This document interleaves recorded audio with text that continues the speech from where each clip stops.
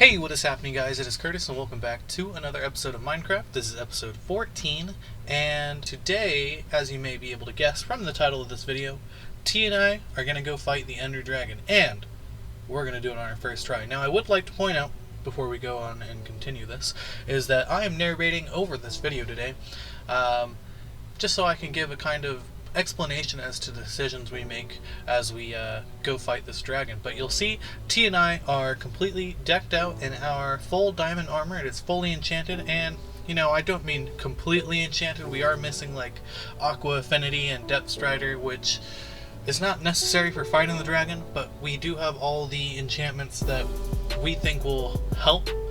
Even our swords are fully enchanted to that point, and so we're really excited to be able to do that. We do have enough we do have enough Eyes of Ender to open up that portal, and so that's really cool. We do have our inventories full of stuff that we'll be using mostly. So we went ahead and popped those into the portal frame, and then we just hopped right in.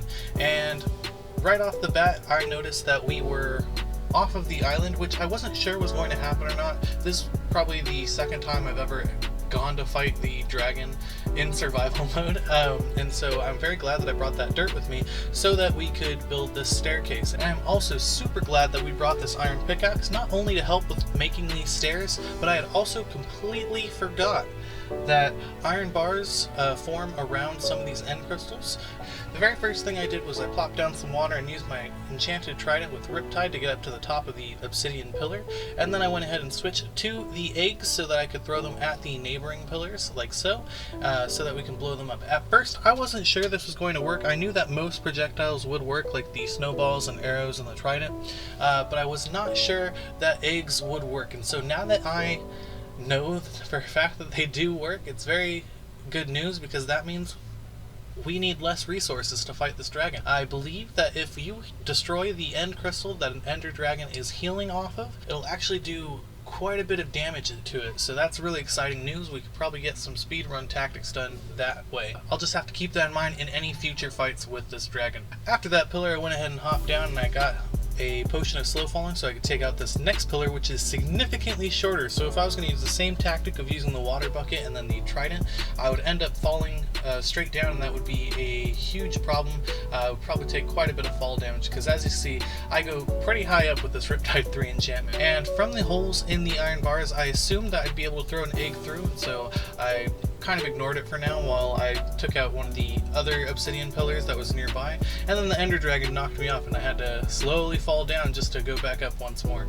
And then I tried to throw the eggs inside the holes, only to find out that wouldn't work, and then I accidentally fell in, lit myself on fire, and it's a good thing I had this iron pickaxe on me, otherwise I would not be able to get out of here very easily. I hopped on down to get myself into this water so I can get rid of that fire, ate some chicken, and then I hopped back up using that Riptide enchantment and slowly fell down. And as I passed by, and this is probably one of the coolest shots I've done, is that I slowly pass by, throw the egg in, blow up that end crystal, and that was a perfect shot in my opinion. So then I had to go over and, you know, finish off some of the other pillars as well. We do have this one up ahead. And one of the things that I didn't notice was that the slow falling effect had already worn off when I was using this Riptide enchantment, and so I did take a little bit of fall damage at the second pillar, but luckily I had the feather falling enchantment on my boots, so that didn't do too much, and I had already learned my lesson about falling in between the bars and landing on the end crystal, so I was able to avoid that this time. I did have a lot of trouble putting down this water bucket to get a nice spread with the water flow. It kept going in just a single direction at a time, and that was a little annoying, especially because what I wanted to do was fly up into the air and then hopefully have enough space for me to land in the water without having any issues. I did try to do the same exact thing I had done at the previous pillar, which was flying by the side of it where I had mined a little bit to throw an egg through, but that didn't work out too well, and I did almost end up falling and dying, but luckily there was just enough water. I think I barely missed it. At least that's how it felt like. It felt like I had done the impossible and just somehow landed a leap that could have killed me, and I ended up having to go up to the top of that and just kind of walk off the edge to get it correctly. For some of the other pillars, it was much easier. I just put down the water and then threw the eggs at it, because I think it was only those two that had the iron bars. I did see eventually that there was some dragon breath on the ground. That's one thing that's pretty rare to collect, some dragon breath, so we can get some lingering potions much later. So that was really exciting to be able to get. And then I just kind of took out some of these other end crystals, and it was very easy. These eggs made it super easy. And then we just started taking out that dragon with some swords, some tridents, some arrows. All in all, it was a pretty quick experience, and I was really excited to be able to do it. I'm thinking in the future that I might be able to do it by myself. You know, T helped me this time, which is fantastic. But I think now that I've had an experience of fighting the Ender Dragon in survival and being able to beat it first try, it's definitely something I can consider to do when I'm by myself, and so that's really exciting. Maybe I'll resummon the dragon later in this survival series, but you guys let me know what you guys want to do, because then we can probably get some more lingering potions. We can probably get a whole bunch of stuff that maybe I didn't think about before. So regardless though, we did fight the Ender Dragon. We did defeat him right now, and it was super exciting. T was a little confused as to why she didn't get any experience for fighting the dragon, and it's because I accidentally collected it all, and I kind of feel bad, but at the same time, you know, you snooze, you lose, T. No offense.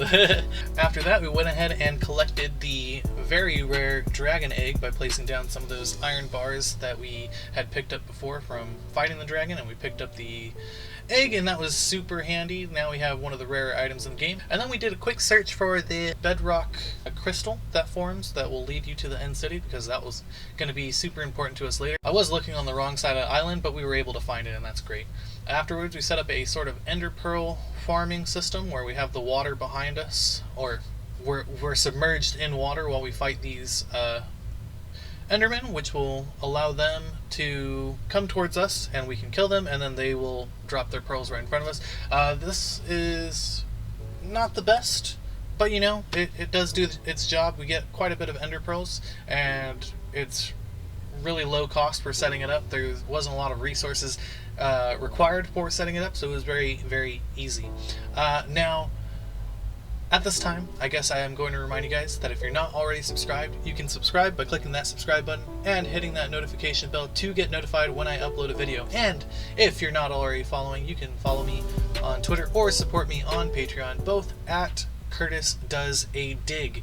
Thank you guys so much for watching, and I can't wait to see you guys in the next video. Have a good one.